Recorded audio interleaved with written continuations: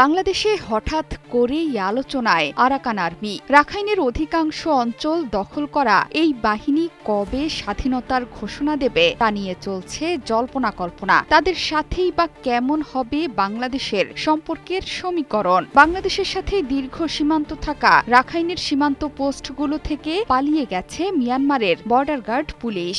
এসব এখন আরাকান আর্মির দখলে। তবে বাংলাদেশের অভ্যন্তরে আনাগোনার চেষ্টা এবং নাফ নদী থেকে জেলেদের ধরে নিয়ে যাওয়ার অভিযোগ তাদের বিরুদ্ধে। দেশটির গণমাধ্যম ইরাবতীর এক প্রতিবেদন বলছে ২০২৫ সালেই রাখাইনে আরাকান আর্মির স্বাধীনতা অর্জিত হবে। রাখাইনের রাজধানী সিত্তে এবং কিয়াকফিউ নৌঘাটি অবরোধের পাশাপাশি ম্যাগোয়ে, পশ্চিম বাগো এবং ইরাবতী বদ্বীপ সহ সেখানকার সামরিক প্রতিরক্ষা কারখানা কমপ্লেক্সও পড়েছে হুমকির মুখে।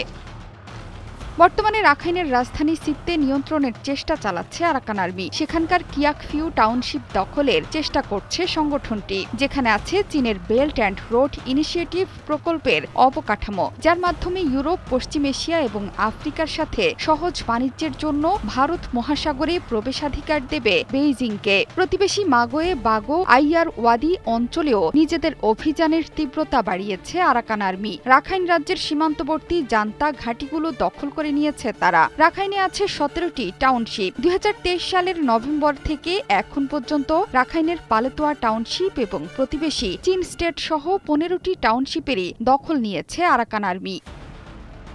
বর্তমানে নিজেদের সম্পূর্ণ স্বাধীনতার চেষ্টা চালাচ্ছে আরাকান আর্মি। এই ইস্যুতে যুক্তরাষ্ট্রের সাথেও তাদের আলোচনা হয়েছে, যদিও বাদ সেধেছে যুক্তরাষ্ট্রের চিরবৈরী দেশ চীন। আরাকান আর্মির স্বাধীনতার প্রশ্নে চীনের ভূমিকাও গুরুত্বপূর্ণ, যার কারণ রাখাইন রাজ্যের প্রাকৃতিক সম্পদ এবং বঙ্গোপসাগরের তীরে এর কৌশলগত অবস্থান এটিকে চীনের বেল্ট অ্যান্ড রোড ইনিশিয়েটিভের কেন্দ্রবিন্দুতে পরিণত করেছে। কিয়াকফিউ গভীর সমুদ্র বন্দর এবং শোয়ে গ্যাস পাইপলাইনের মতো গুরুত্বপূর্ণ অবকাঠামো প্রকল্পগুলো এই অঞ্চলে বেইজিংয়ের অর্থনৈতিক উচ্চাকাঙ্ক্ষা এবং ভূ রাজনৈতিক মূল্যায়ন বাড়িয়েছে বহুগুণে। এসবের কারণেই আরাকান আর্মিকে নিজের গন্তব্যে আরও এক ধাপ এগিয়ে দিয়েছে চীন।